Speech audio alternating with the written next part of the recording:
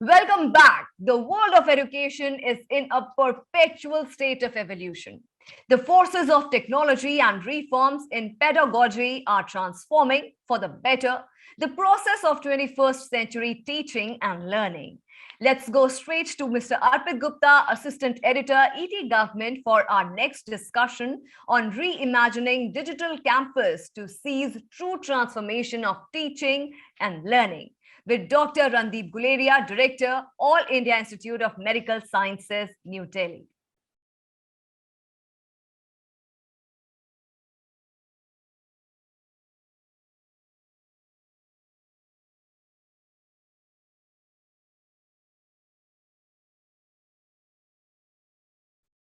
Welcome to this special fireside chat on reimagining digital campus to seize true transformation of teaching learning as part of the Future of Campus conference. Today, I'm joined by a very special guest, Dr. Randeep Guleria, Director, All India Institute of Medical Sciences, AIIMS, New Delhi. Welcome, sir. Thank you. Though Dr. Randeep Guleria needs no introduction, but for the audience, Dr. Guleria is a pulmonologist and the current director of the All India Institute of Medical Sciences, New Delhi. He is credited with the establishment of India's first Center for Pulmonary Medicine and Sleep Disorders at AIIMS. He was honored by the Government of India in 2015 with the Padma Shri, the fourth highest Indian civilian award. He is a part of India's COVID-19 response effort. Dr. Guleria joined AIIMS in 1992 as an assistant professor in the Department of Medicine. And in the subsequent years, he has been promoted to the post of associate professor, additional professor, and professor. Dr. Guleria has been a dedicated teacher for undergraduate, postgraduate, and DM fellows for the last 30 years, 3 decades. He has been actively involved in taking classes for undergraduate students in the area of respiratory medicine. Thank you for joining us, sir, and let's start the conversation. Thank you very much for having me. Sir, my first question to you is, how important do you think is developing a smart campus in higher education? And what has been your experience in adopting secure connected campuses at AIIMS? Over to you. So I think this is very, very important that we start looking at the future and how can we train people for being educated for the future needs of the country. And when I talk of medicine, it's for the future doctors that we are going to produce, because medicine is changing rapidly and therefore training has to change rapidly. And that is why smart campuses are very, very important.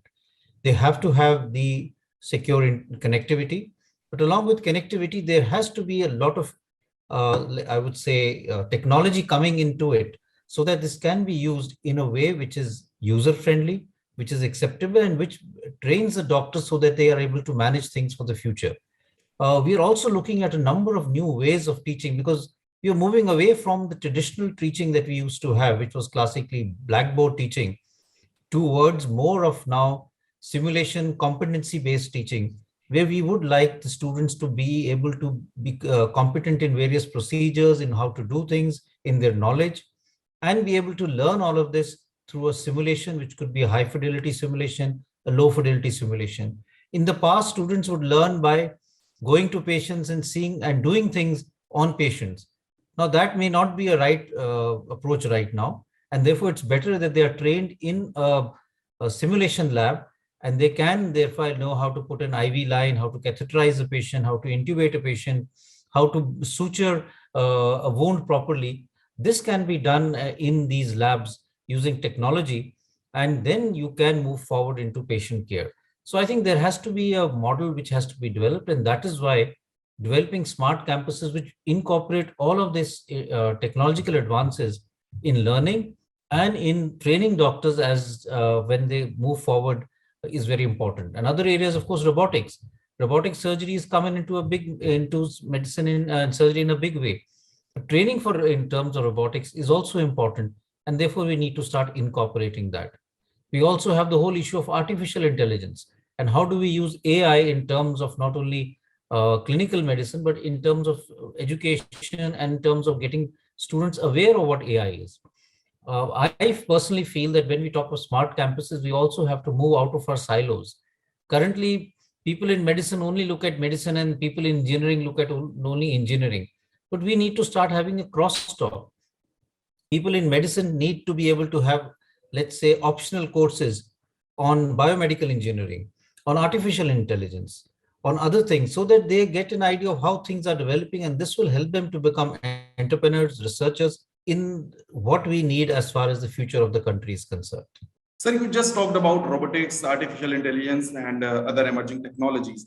But do you see in practical classes, we need to have a classroom system, we need to have the old culture of education. How are you dealing with the remote or hybrid education challenges? So this has been a challenging experience, and I think it has really pushed us to look at it seriously because of the pandemic. COVID-19 has taught us that we need to not only look at patient care, but education in a hybrid mode because of the fear of infection and of teaching having come to an halt. We really developed various modules. A lot of our faculty got together and developed training modules, which could be then used by students in terms of training, education, and in a hybrid way. And they would first go through these modules, which were online, give an exam, and once they cleared it, then they could come for the physical simulation lab learning. They finish this course and they're competent in as far as this course is concerned. So we have to look at new ways of training and teaching, which we were not doing in the past. And I think this has to be incorporated. We're also incorporating this training process for other colleges. So we can use these modules and this can go on to other colleges based on the network connectivity that we have. Lectures can be transmitted now to all colleges in the country so that they can also benefit from the topic discussion or the talk that is given at various institutes. We need to develop that. But I also think that there is at some places a little bit of reluctance to accept the new technologies. And there is also we need to understand the local issues that may be there, because we may say this is very useful in one part of the country, but there may be connectivity issues, there may be lack of acceptance or awareness in another area which may be more remote. And we need to therefore look at regional issues. How do we move it in a manner that there is more acceptance? Because unless there is user acceptance, the module will not work in an efficient manner. Let me take this conversation to next level. Sir, universities and higher education institutes are now preparing for tech-enabled hybrid campuses, as you explained, that can provide a flexible system for students, both physically present in the classroom and also the students who are learning remotely. How do you think universities and higher education institutions in India should respond to the current situation? I think there is a need for a lot of universities to now relook at their curriculum, make it more competency-based, see how they can bring in technology so that it is more useful as far as the training and learning is concerned. We have now, our knowledge base has changed remarkably. We are actually living through the post-industrial revolution. We are seeing changes so much that we can't even imagine what is happening. And let me sort of try and explain it in another simple manner. When I used to teach students and I would take a round, I would ask a question and then we'll see which student has read and can answer the question. Now, when I ask the question, I know that the student at the back is using his phone and is Googling the question and will come out with the answer quickly, not because he knows it, but he knows where to find that information and how he can therefore use that information. So we have had now a paradigm shift from trying to mug up all the knowledge to being able to understand how to get this knowledge and how to interpret it properly and how we can train people to do that. So whether it be based on artificial intelligence, machine learning, all of this will come into our management strategies. And therefore, when we start looking at how do you manage a patient, it's not going to be to remember all the causes of fever or all the causes of headache. It's going to be able to interpret that using the technology that we have. And that is the training that we will have to impart of the future for future education, whether it's doctors, engineers, or for any other profession. Sir, what are the future trends that you see in hybrid learning? The future trends that I see is that you will have now a lot of things like virtual reality coming in. I can already see that, in libraries, which have moved from physical books to digital mode, we may have areas of virtual reality. Students may be able to see the anatomy of the human body virtually by using virtual reality and be able to understand muscles, vessels, nerves, bones in a manner which like never before. We could have simulation in terms of managing serious patients so that students are confident about doing procedures, managing patients. But all of this has to have two very important components. One is investment in all of this. Secondly, The teachers have to be competent enough and be willing to take this technology to the new level, because traditionally our teaching method has been PowerPoint presentation, Blackboard teaching, and to have this paradigm shift is going to require a lot of out-of-box thinking and acceptance. Sir, how effective would be these modern solutions like AR, VR for immersive learning and future readiness? I think they would be very useful as long as we get more and more people to accept it and start using it. So that is why I think like I said in the beginning, we need to develop a strategy where they become part of routine learning. So it should not be someone feels very scared about new technology. It becomes part of your learning. And that's why I said, if you're doing medicine, if you can do an elective in, let's say, artificial intelligence or other technologies which are there through engineering institutes, you will start accepting it more and more and bring it into your campus and start using it much more.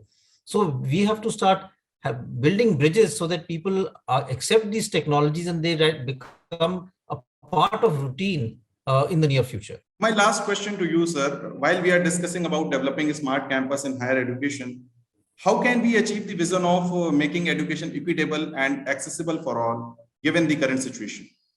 So I think this is a big challenge because India is a diverse country and we would have to have connectivity and acceptance as far as technology is concerned and make it cost effective. Frugal innovation is what we need. We'll have to have technology which is affordable at even a rural level and at all levels, because if it has to be equitable, it has to be acceptable. This is another thing that we learned from COVID-19. Those students who had good internet connectivity, those who had a computer at home, were able to continue with their education. But those students who did not have that connectivity or did not have, let's say, a smartphone or a computer at home, were not able to follow up as far as education was concerned and were sort of left behind. So this is something that we need to address. And how can we really develop a strategy where technology is available literally free to everyone, and education becomes something which is our responsibility to provide. And that is something that we do at the highest level. Thank you so much, sir. Pleasure talking to you. Thank you. Same here. Take care. All the best.